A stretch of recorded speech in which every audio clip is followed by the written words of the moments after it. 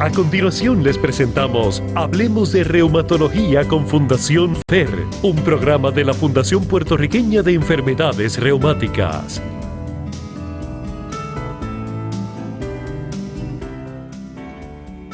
Buenos días, bienvenidos a Hablemos de Reumatología con Fundación FER. Mi nombre es Grisel Lugo, soy la directora ejecutiva de la Fundación Puertorriqueña de Enfermedades Reumáticas. Y le doy la bienvenida a todas esas personas que están a través de las ondas de Radio Isla 1320 AM, radioisla.tv y Facebook Live en la mañana de hoy a este programa.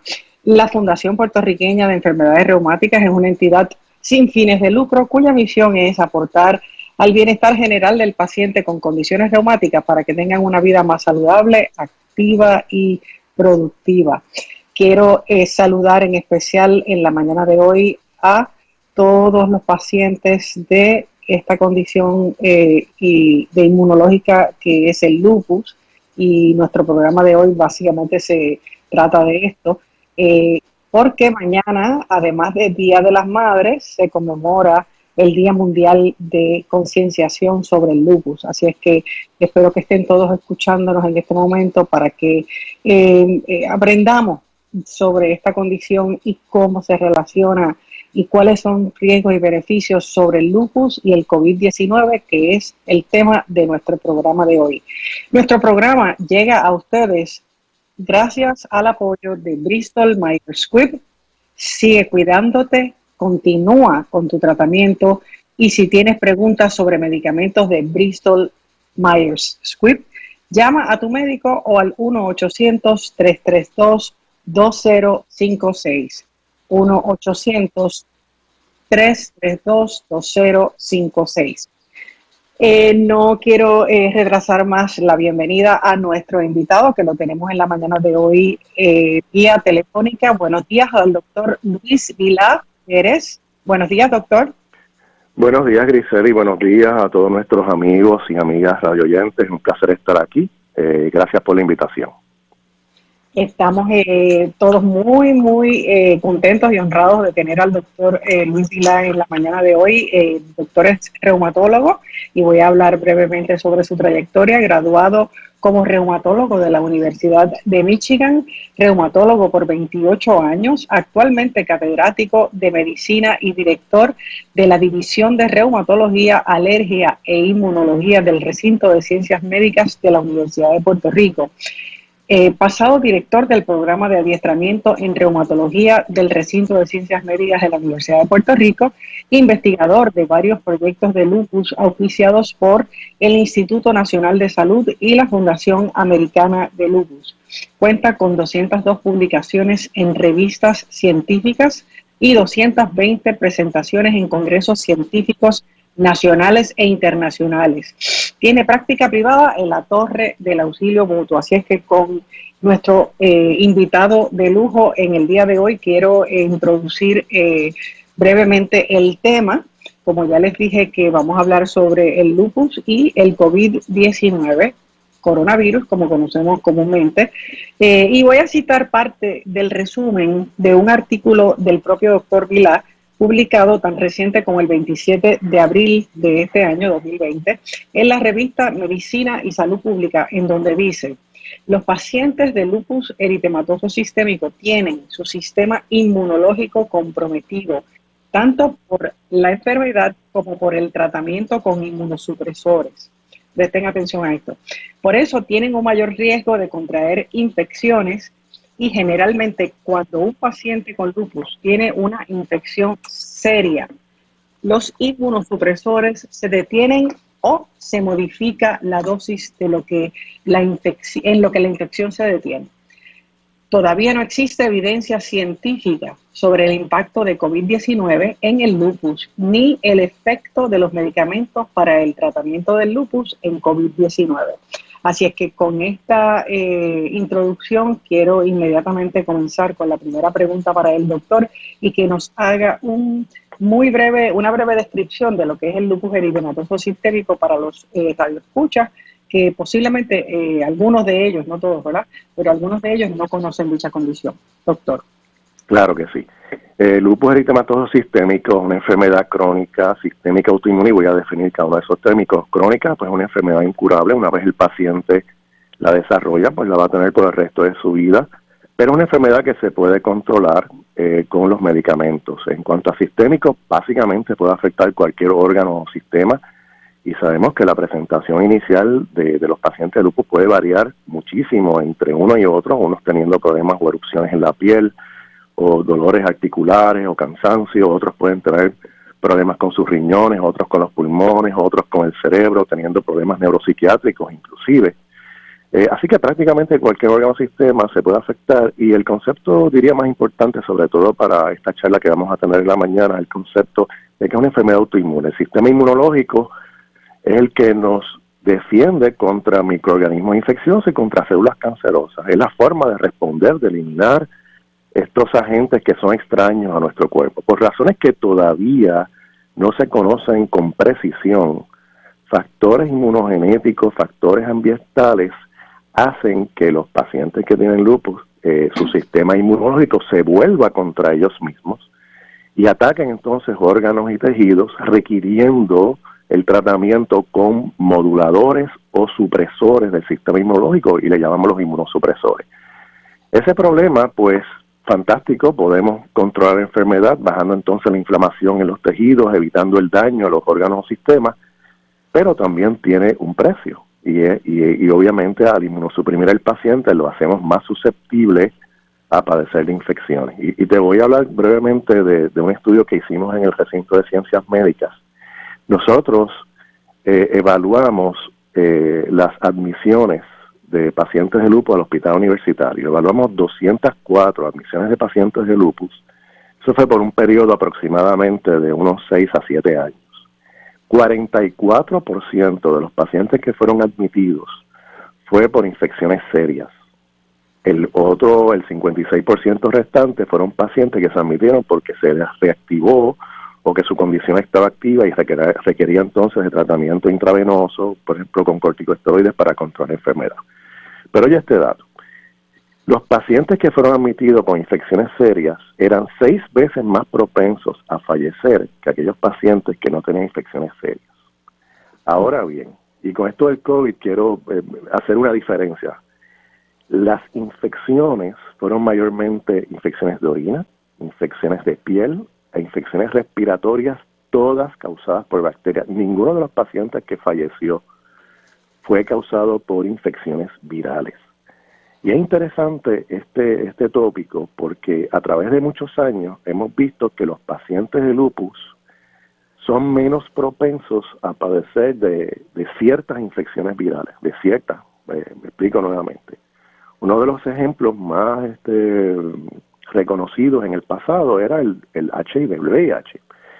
Resulta que la hidroxicloroquina tiene efectos antivirales contra el VIH. ¿Y qué ocurre? Que los pacientes de lupus tienen la proporción de pacientes de lupus que han padecido de VIH es mucho menor que la población general. Y una de las explicaciones es esa.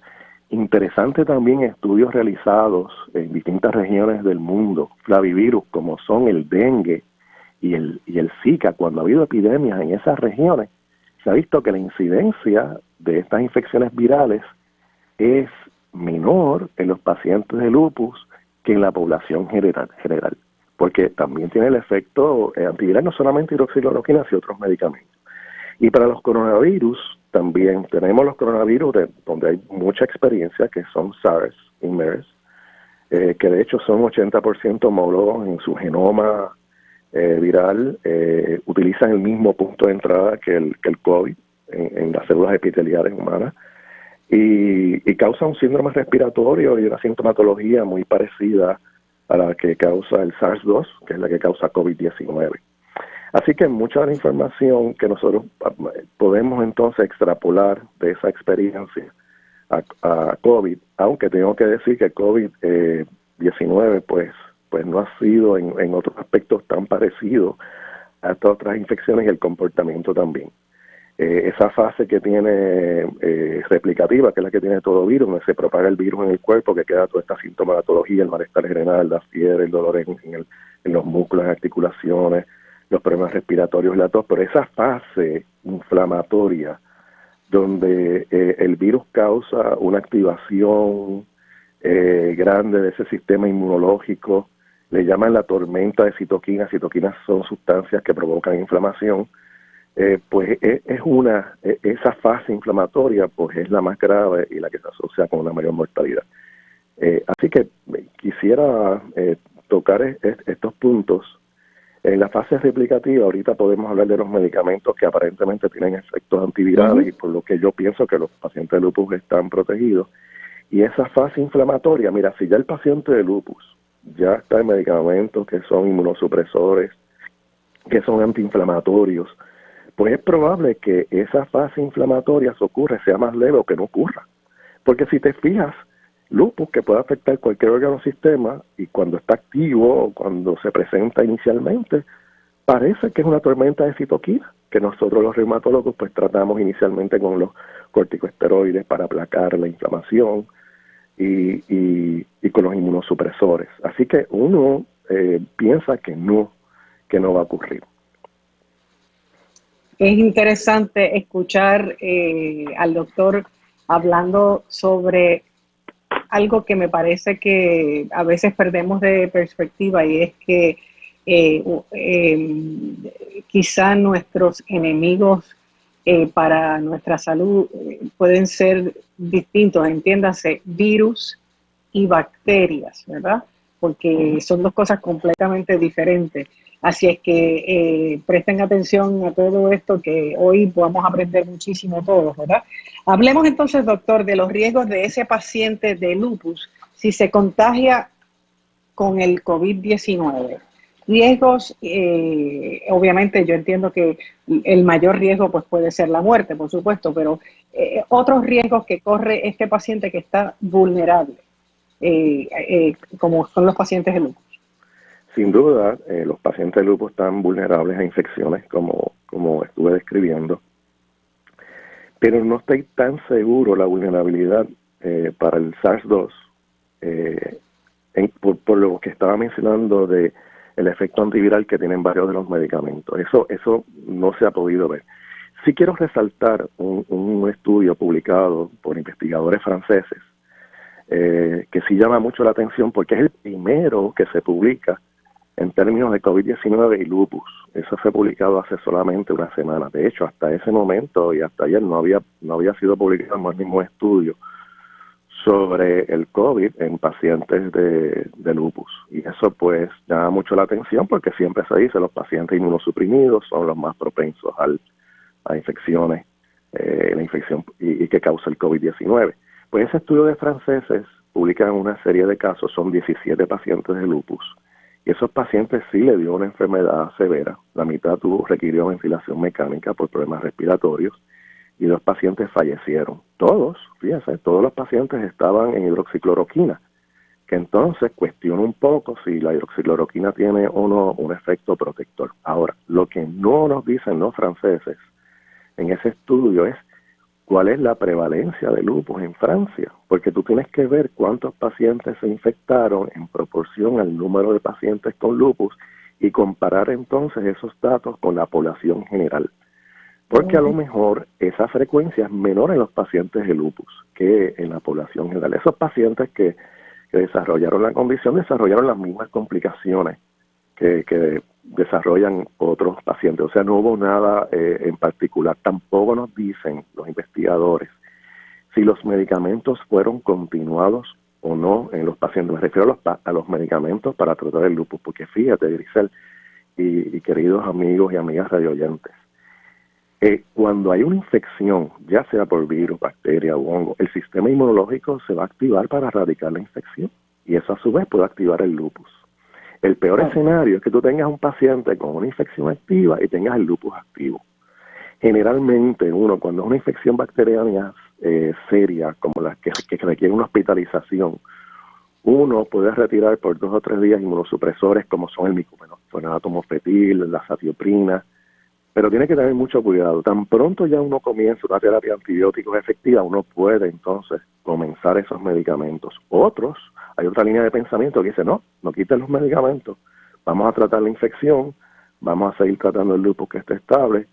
otra filosofía es vamos entonces a reducir la dosis, la dosificación, especialmente de los corticosteroides, para entonces que ese paciente esté lo menos inmunosuprimido. Pero no queremos el peor escenario, infección y lupus activo. Entonces, si por ejemplo esos pacientes de COVID les retiraron los medicamentos inmunosupresores, ese tratamiento de lupus, indudablemente esos pacientes se van a complicar, porque entonces van a tener también activa la enfermedad. Sé que hay muchos datos, eso fue un reporte, fue una carta al lector que se envió a una revista científica y no hay muchos datos que son de importancia para nosotros los clínicos. Fuera de eso, no se ha publicado más nada. Y te voy también a señalar algo, y es que yo sigo aproximadamente 350 pacientes o más con lupus eritematoso sistémico. Hasta ayer, o hasta hoy, si lo queremos poner así, no tengo conocimiento que algunos haya tenido COVID. Estimo que en Puerto Rico debe haber aproximadamente unos 5.000, 5.500 pacientes de lupus eritematoso sistémico. Ya vamos como por 2.300, 2.400 pacientes infectados con pruebas positivas. Y yo asumo que si nosotros extrapolamos los estudios nuestros epidemiológicos de la prevalencia de lupus en Puerto Rico, ahí tendría que haber como unos 3 o 4 pacientes de lupus. Pero yo desconozco, claro, yo no sigo a todos los pacientes de la isla. Por tal motivo es que nosotros en el recinto vamos a desarrollar un registro de pacientes con enfermedades reumáticas que hayan desarrollado COVID-19 o que hayan tenido pruebas positivas, porque recuerda que algunos pacientes no van a tener muchos síntomas o no tienen, para entonces poder estudiar esto más a fondo. La pregunta es, ¿los pacientes de lupus, el curso de enfermedad es diferente? ¿Se infectan igual que el resto de la población? ¿Los medicamentos que utilizan son protectores o no? Sabe que hay varias preguntas que hay que contestar. Yo creo que sí, los medicamentos los protegen. Pienso que si le va a dar una infección no va a ser tan severa, especialmente como mencioné ahorita, la fase inflamatoria severa que ocurre en COVID-19 pues va a estar suprimida por los mismos medicamentos inmunosupresores que el paciente utiliza. En otras palabras, esos son buenas noticias. Sí, ¿verdad? Para estos pacientes, porque ya ellos están muy comprometidos con su condición, por lo tanto, yo sé y me consta que la mayoría de estos pacientes tienen mucha precaución con mantenerse en el tratamiento, con mantenerse protegidos, se cuidan y están, ¿verdad? Como estamos todos preocupados, me puede dar a mí porque yo soy más vulnerable, pues miren, no quiere decir ahora, ¿verdad?, que esto les va a quitar les va a eximir de cualquier precaución o protocolo, pero sí por lo menos les da, pienso yo, por lo menos a mí, una tranquilidad de que estamos claros de que hay unas cosas que a lo mejor son beneficiosas para este tipo de pacientes por los tratamientos que tienen, etcétera. Así es que, y hablando de tratamiento, doctor, es importante entonces, concluyo, que debe de, importantísimo, estos pacientes mantenerse en su tratamiento. Sí, y fíjate, ha habido problemas con conseguir la hidroxicloroquina, el Plaquenil, porque como se está utilizando para el tratamiento de COVID en muchísimos países ya, ha habido pues cierta escasez, que esa pues ya la producción ha aumentado significativamente y es más fácil de conseguir, pero muchos pacientes en un momento tuvieron mucha dificultad en conseguirlo. Quería hacer énfasis en un punto. Mira, primero que los pacientes de lupus ya saben cómo protegerse. También eso hay que tomarlo en consideración al momento de uno pensar las razones por las cuales los pacientes de lupus tienen un menor riesgo a infección, a lo mejor también por el COVID-19, porque usualmente se protegen. Los pacientes saben que no deben ir a hospitales, pasar la emergencia a visitar, ¿ok? Tienen que ir si se sienten enfermos. Y tratar también de evitar la exposición a pacientes con que tengan infecciones activas. Pero sí me preocupa un poco que el paciente tenga mucho miedo de ir a la oficina médica, que ya están reabriendo la mayoría, tengan miedo a ir a una sala de emergencia si se sienten mal, porque recuerda que estos pacientes se van a seguir enfermando y pueden tener infecciones bacterianas, como ha ocurrido siempre. Y entonces, infecciones bacterianas pueden también tener un flare, ¿verdad? Un brote de su condición. Claro, y entonces eso preocupa que por no ir a la sala de emergencia porque tiene miedo o llamar al médico o asistir a oficinas médicas, porque todo esto se puede prevenir. Yo siempre le digo a un paciente de mira, si tú tienes fiebre te tienes que evaluar, si te sientes mal hay que evaluarte, porque tratar a ese paciente bien temprano, a lo mejor con antibióticos porque tiene una infección bacteriana, evita que se propague la bacteria, que cause más complicaciones y que termine en el hospital y termine con muchísimas otras complicaciones ahí. Así es que es importante que sigan su tratamiento y cualquier señal de alarma consulten con su reumatólogo o su médico. Sí, y si no lo puede conseguir, pues también, o si se siente muy mal, que entonces acuda a una sala de emergencia para ser evaluados. Hay que también, los pacientes de lupus no son pacientes que son fáciles de evaluar en el sentido que los medicamentos que utilizan pueden enmascarar síntomas de infección. Por ejemplo, los corticosteroides, por ejemplo, la prednisona y otros inmunosupresores pueden evitar que el paciente le dé fiebre teniendo una infección, que a otra persona que no utiliza esos medicamentos. Entonces, a lo mejor una persona está infectada, pero no tiene fiebre, o no tiene otros síntomas, o por ejemplo, los síntomas respiratorios de una pulmonía no parecen ser tan severos, simplemente porque está en medicamentos inmunosupresores, que en parte controlan la inflamación causada por la infección. Así Doctor, y ya que menciona la cortisona, es importante que estos pacientes... Hay una pregunta que siempre está en el ambiente cuando hablamos de COVID, y es otra amenaza a nuestra salud que está ahí latente siempre, la influenza. Se conoce que la influenza crea una resistencia a la cortisona. Para estos pacientes con COVID-19, ¿la cortisona o no? ¿Se recomienda cortisona o no? Sí, voy a contestar primero la primera, que es la influenza. Es interesante que varios virus, incluyendo la influenza, que es la más que se ha estudiado, crea una resistencia relativa a los corticosteroides. Quiere decir eso, que si usted está controlado con 10 miligramos de prednisona y le da influenza hace que haya una resistencia a esa dosis que usted está tomando, y en vez de que parezca que son 10, es como si fueran 5, la mitad de la potencia, porque hay cierta resistencia. Entonces ese paciente a veces necesita que uno incremente y duplique la dosis para lograr el mismo efecto en el sistema inmunológico.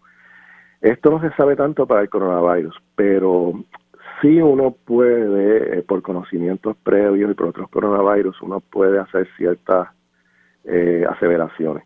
Y también ya hay algunos trabajos sobre corticosteroides en COVID. Como mencioné anteriormente, el COVID-19 tiene dos fases: la replicativa, donde el virus se está replicando, se está propagando, y la inflamatoria. Y acuérdate que esa inflamatoria no le da a todo el mundo. Yo puedo tener 10 personas de la misma edad, género, con las mismas complicaciones médicas, qué sé yo, hipertensión, diabetes, etcétera, y a lo mejor a una de esas 10 le va a dar. No se sabe todavía por qué defecto hay inmunológico que el COVID crea esa respuesta inmunológica exagerada que va a causar daño. Pues mira, en esa fase inflamatoria ya hay estudios donde se está administrando corticosteroides a los pacientes para bajar la inflamación. Pero previo a la fase esa replicativa, los corticosteroides tienen un problema, y es que dilatan el que ese virus se pueda controlar. Es decir, va a estar más tiempo en el organismo, porque dilata el sistema inmunológico o la actividad del sistema inmunológico en poderlo erradicar. O sea, toma más tiempo en lo que se puede erradicar el virus. Así que un paciente, por ejemplo, que está tomando prednisona, el paciente de lupus, a lo mejor se siente mal, sube la dosis, y lo que tiene es alguna infección viral, pues no es una buena idea. Es mejor que se quede en la dosis que está, o que consulte a su médico. Recuerda, como dije ahorita, la infección puede activar el lupus, a lo mejor sí requiere que se le aumente la dosis. Ahora, en esa fase inflamatoria del COVID-19 ya hay estudios que apoyan el uso de los esteroides, pero en la fase inflamatoria, no antes. Doctor, nos quedan 5 minutos. Antes de que estos 5 minutos pasen, quiero, muy importante, decirle a las personas que nos escuchan que este programa, como hacemos con todos los programas desde hoy mismo, continúa en nuestra página de Facebook, Fundación FER, pero del lunes estará en YouTube y en la página de la Fundación, en la página web www.fundacionfer.org, para que lo vuelvan a escuchar, lo compartan y aclaren dudas. Me parece que nos queda una pregunta importantísima que me gustaría mucho que nos hablara sobre ella, y es cuando hablamos de estas situaciones virales, se habla de inmunizarse. Estos pacientes, ¿se sabe hay alguna evidencia que diga que un paciente que contrae COVID-19 queda inmunizado o le puede volver a dar otra vez esta situación viral? Sí, eso debería ocurrir en toda persona que tiene una infección viral, que tiene un sistema inmunológico competente.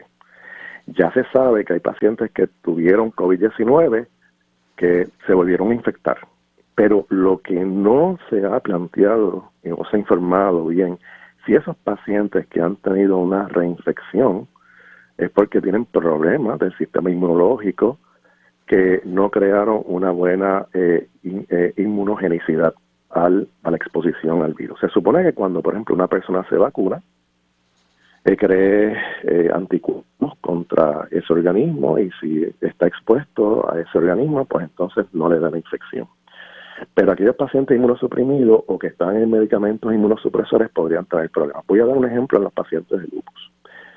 En los pacientes que usan microfenonato mofetil, que es CellCept, que están en una dosis de 2 gramos o más al día, la probabilidad de que cree anticuerpos luego de una vacunación es menor que aquellos pacientes que están en unas dosis menores o que en la población general. Muchas veces uno tiene que hacer títulos de anticuerpos para ver realmente si el paciente se inmunizó adecuadamente o no. Eso mismo puede ocurrir si la persona le da una infección. Supongamos un paciente de lupus que está en inmunosupresores, le da COVID-19, no tuvo muchos síntomas, estuvo relativamente bien, pero como están esos inmunosupresores en unas dosis relativamente altas para controlar su lupus, no crea los anticuerpos necesarios para estar inmunes ante una reexposición. Esos pacientes, pues sí, se le podría hacer las pruebas de anticuerpos que están haciendo el IgG, IgM, que es la famosa prueba llamada la prueba rápida, para ver si entonces tiene anticuerpos o no. Pero yo creo que esos casos de reinfección ha sido por eso. Pero no olvidemos, un paciente inmunosuprimido, ya sea por una condición o por los medicamentos, podría tener problemas para montar una respuesta inmunológica y estar inmune entonces ante una reexposición.